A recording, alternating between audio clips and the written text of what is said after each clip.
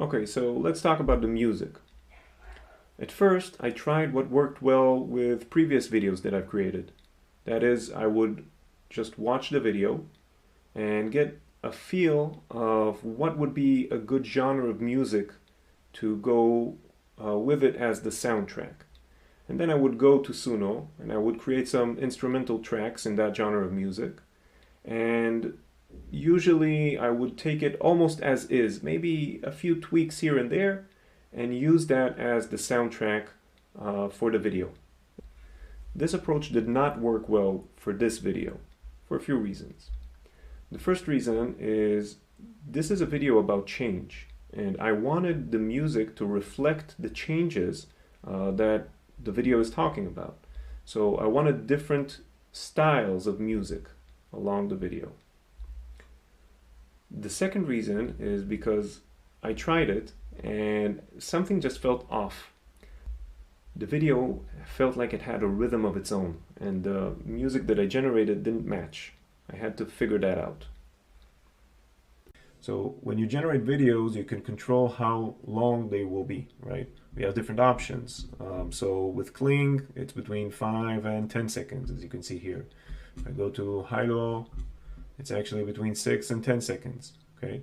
So it varies, and there are also other lengths.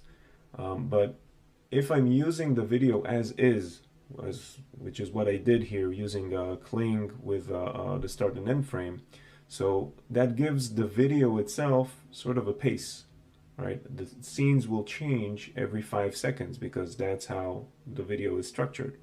So what I've decided to do, I tried to create music that will also change every 5 seconds. Like that will be the beat of the music. So I went to chat and I asked him, I have a video that changes every 5 or 10 seconds, right? That's the tool that I'm using, that's Kling. And I want to make video that matches, right? So what should be the rhythm, beat, BPM, or any other timing unit that I should instruct Suno to make music? And right off the bat, it told me 5 seconds are 2 bars at 96 BPM, and 10 seconds are 4 bars at 96 BPM. So 96 BPM is what I'm looking for. Starting from here, you can see all the generations that I tried in Suno before I knew that it was supposed to be 96 BPM. So that's quite a few.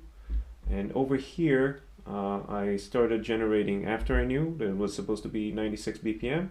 And sort of quickly after that, I founded this one. This one was a good one.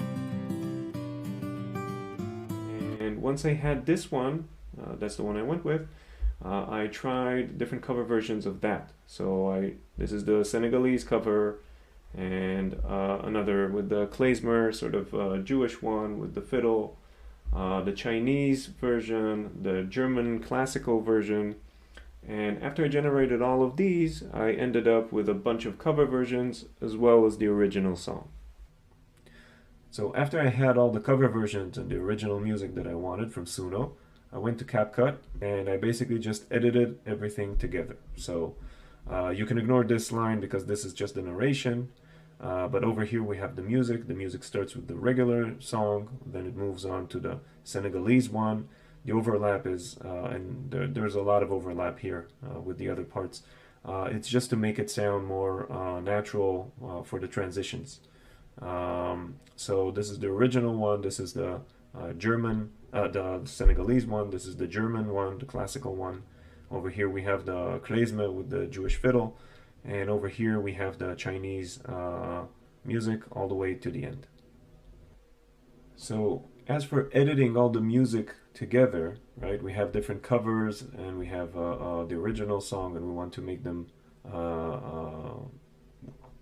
work together in a smooth transition, right? So if I turn off all the sound here and I just add different covers, right, so we can hear, let's hear them one by one just a bit.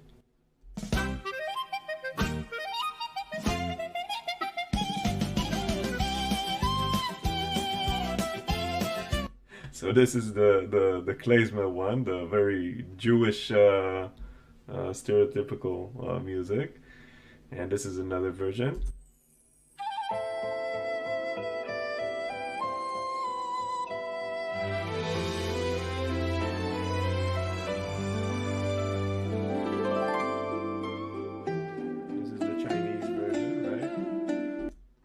And this one here, the Senegalese one.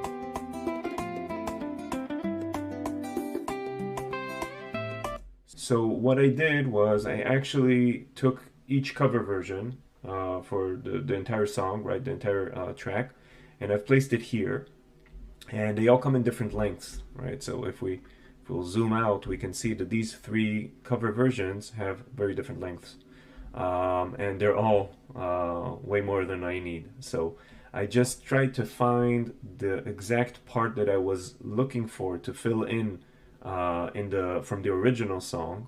The original track was about a minute, so it was pretty good. But the structure, the main structure of it was similar. So each one of those covers have cover versions of every single part, right?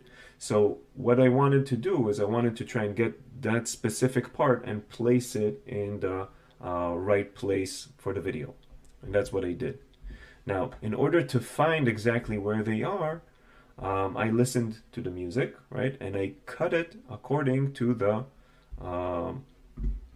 let's zoom in a bit. I cut it according to the volume, the visual volume that we see here. And that's how we end up with a single mixed track made up of several cover versions. So a few lessons that I've learned from this entire project to conclude. One, the text and the storyboard, right? So the script that I have here and the storyboard that is just a sketch, they're both very easy to change. If I made a mistake somewhere, I can just change it quickly and there's no problem with that. It's early in the process, and I find that it's really important and it saves a lot of time later on if you invest in the early parts of the process. Another thing that you should decide early on is the style of your video. Like, is it going to be realistic? Is it going to be animated? What's it going to be? Which tools are you going to use? Which platform are you trying to get to? Are you trying to get to YouTube with a widescreen or Instagram with a portrait? So decide on the aspect ratio and then make sure that all the assets are the same.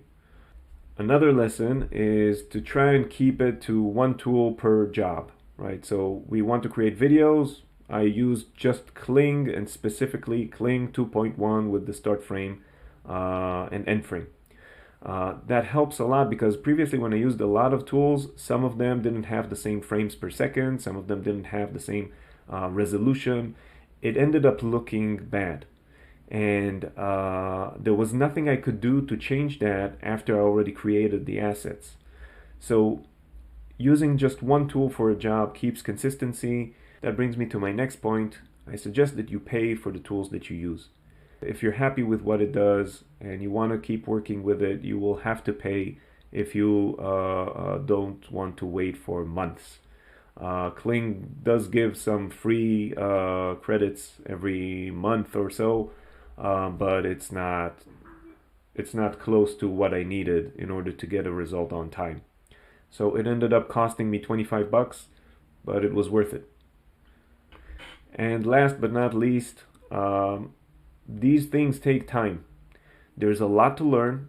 One of the problems was not to get too distracted by all the things that I needed to learn, right? I needed to learn about different platforms. I needed to learn about editing. I needed to learn about planning the shots and everything. And I did learn a lot, and now it'll be a lot easier to move forward to the next project.